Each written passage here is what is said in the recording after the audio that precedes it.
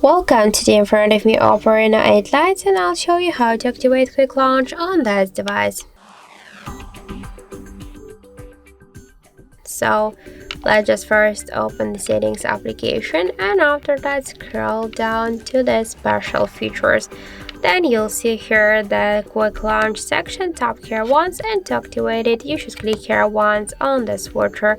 Now we can see here the tutorial how we can use the quick launch. So we should touch and hold our fingerprint sensor and until the icons appear, and after that, without the lifting our finger, we should slide to the icon which application we wanna open.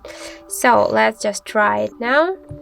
So we can see here the fingerprint sensor.